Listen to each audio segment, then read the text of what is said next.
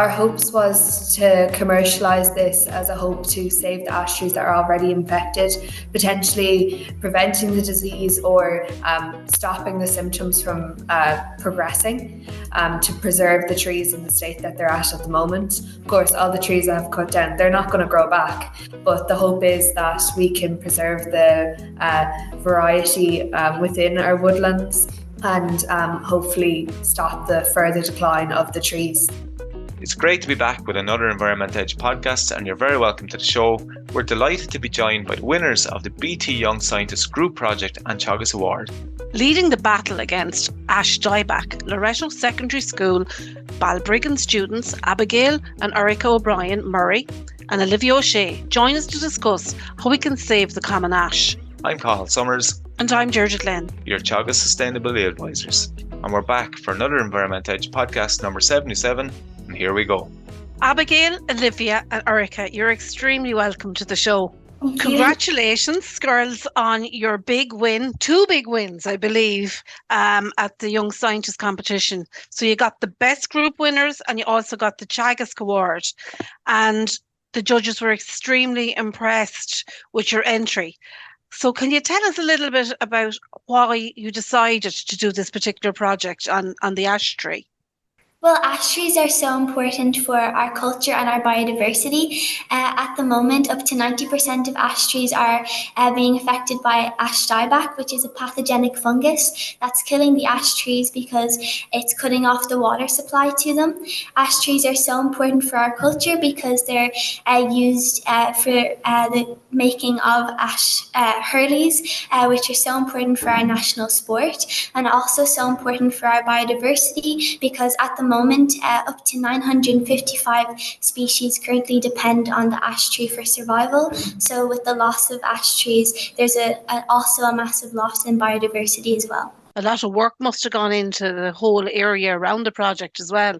You were in the Young Scientist, you said, when you were in second year. Is that right as well? Yes, we were. So we participated all together 3 times and then separately 4 times in other competitions as well. So we've been in the competition scene for a while, and we've been looking at this particular project for around 2 years, where last year we also put it in and we also did very well. So this is just an extension of our project. So which have you decided that the ash tree was the one to go with? I went to a TY course for botany in Trinity about 2 years ago now, and that's where I first heard about the issue of ash dieback and how detrimental it was to the biodiversity and culture of Ireland.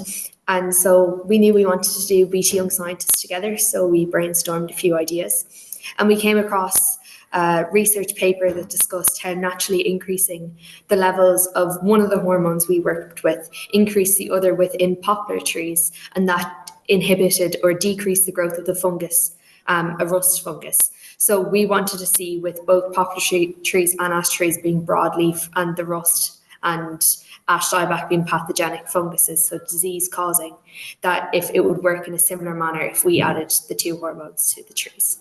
All right, okay, brilliant. Great stuff. Just like we were talking off air before we came on, and can you tell us the real reason why you're following up on ash dieback? A few you're from Limerick, I believe. Well, as we said, it's such a huge issue in regards to our culture, but really it is just a massive issue in relation to biodiversity and the environment as well. There's such a large population of ash trees in Ireland, and they're largely important for carbon sequestration. The 3 of us take sustainability very seriously. With the fast approaching deadline for the Sustainable Development Goals, it's really important and is applicable to a lot of them as well. Have you gone out to sites and see dead ash trees that died off? We did. What did it look like? Well, during our research, we went to loads of farms in our local areas just to see how affected our local areas were. And you'll begin to see symptoms such as leaf loss, the discoloration of leaves, and big lesions on the bark as well. And it really is just detrimental to the woodlands themselves.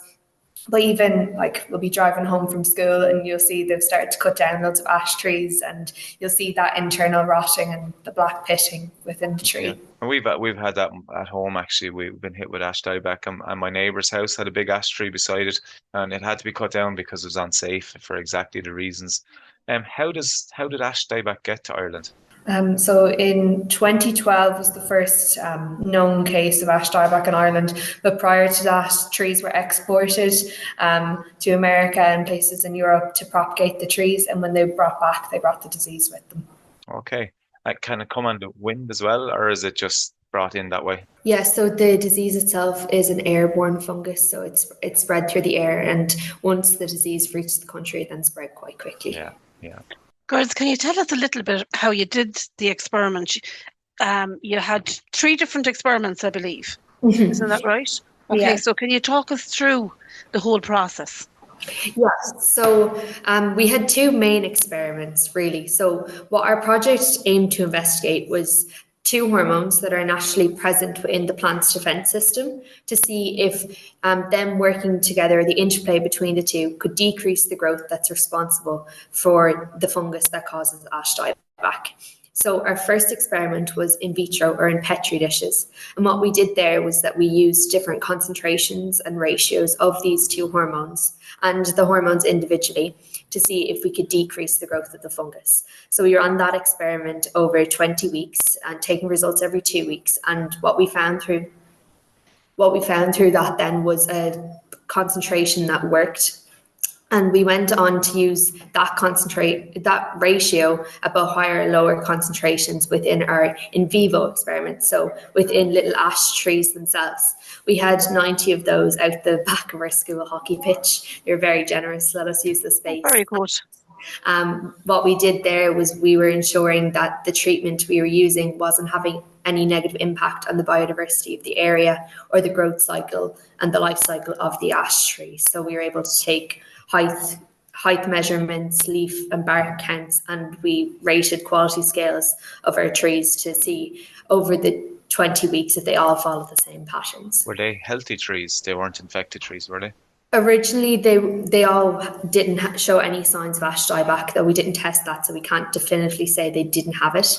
And then throughout the course of our experiment, some of our control trees actually did get ash dieback from the surrounding trees in the area, so that was really interesting to see. And what were the acids that you used in the experiment? So the 2 hormones are jasmonic and salicylic acid. Salicylic acid is in charge of the cellular response, so telling the tree that there's something wrong, there's something that needs to be fought off. And then jasmonic acid is the cellular defense. So on a cellular level, that is what is interacting within the immune system, trying to fight off this fungus.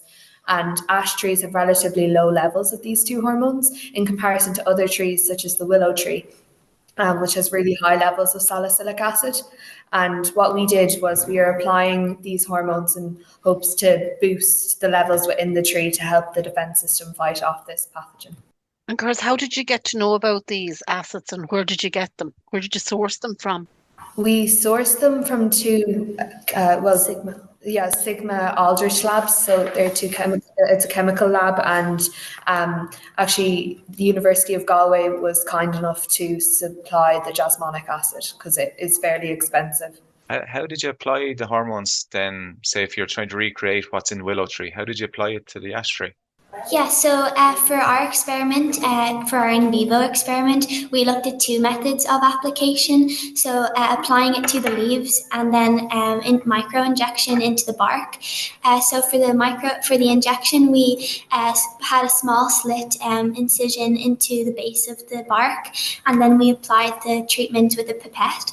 And then for the leaf application, we used, it's very similar for other applications used in research today called canopy spraying. So we did a very small scale where we used a paintbrush to apply an approximate amount of the solutions onto the leaves. And did it work?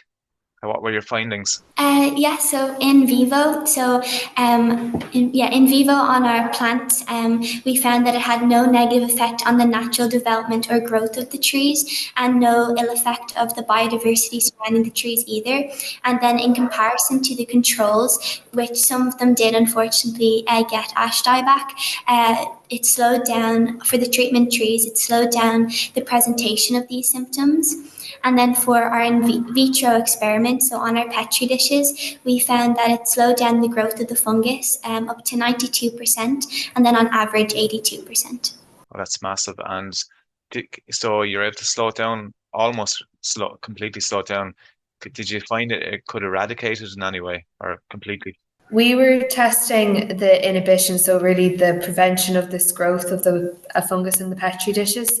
And it would have never been fully 100% due to, we were testing colony diameter, so how big it grew. But each Petri dish would start with the diameter of 5 millimeters because we inserted fungal plugs into the Petri dishes.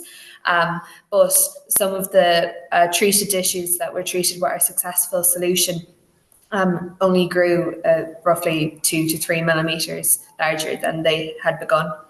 Yeah. So it was more successful in vitro than in vivo?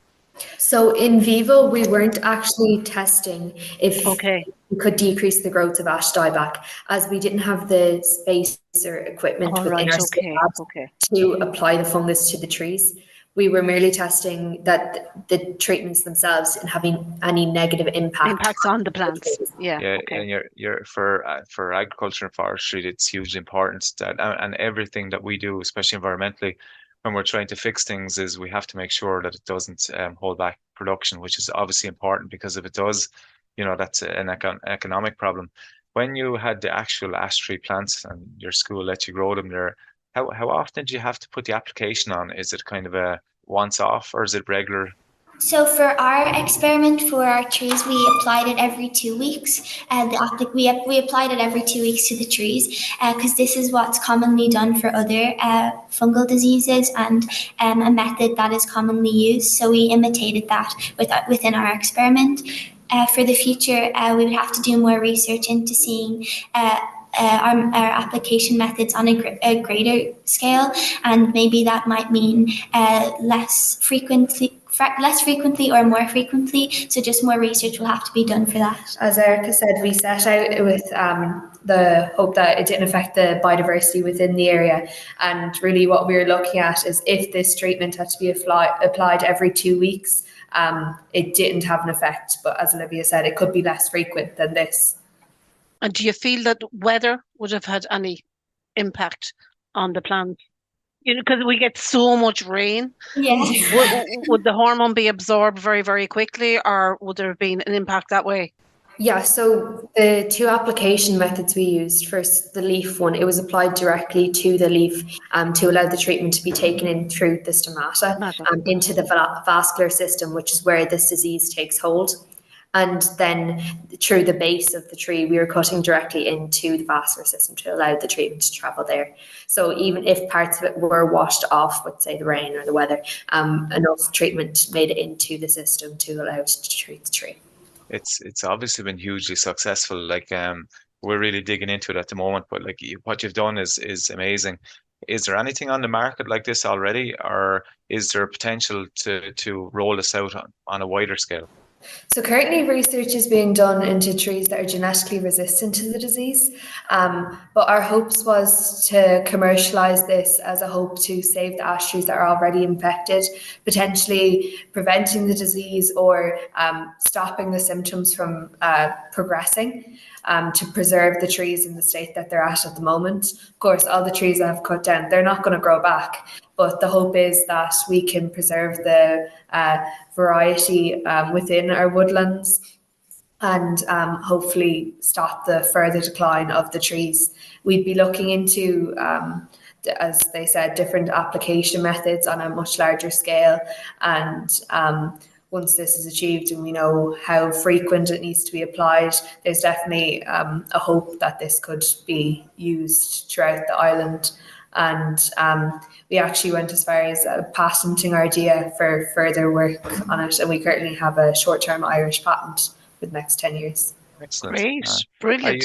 you linking up with any organisations like, say, Teagasc for some help or some to try and develop it with you, or is it you might want to share the big check at the end of it? Currently at the moment, we're discussing with each other what we want our next steps to be before we go any further.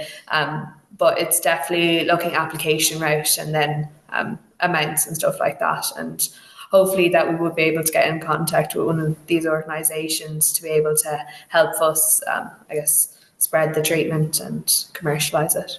Yeah, I think you're fantastic, girls. You know, you've got your mocks, you've got your orals coming up, you've got your exams, and you've got all of this done. What an accomplishment for the couple of years that you've been in school.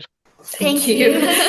Yeah, it was hard work, but look, it powers us through like the hard times. You know, always having something to fall back on, and knowing that you just have to research a little bit or finish the booklet. It was a nice fallback and sort of pastime for us. You know, taking away from the study and stuff.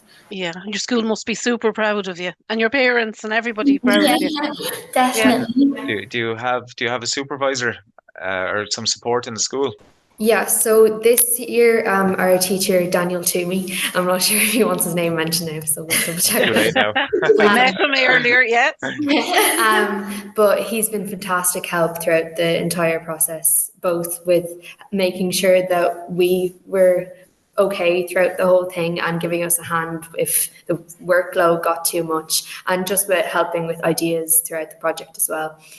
Last year we had a different teacher on the project. She sadly left the school now, but she was also a fantastic help, and we definitely wouldn't have been able to do it without the two of them and the science department here in our school, who have been a massive support throughout the entire thing. And then just very important as well, our parents, our friends. Yeah. When you come in going, oh no, it's not working, there's always someone who can try to cheer you up, going, no, go on, just a little bit more.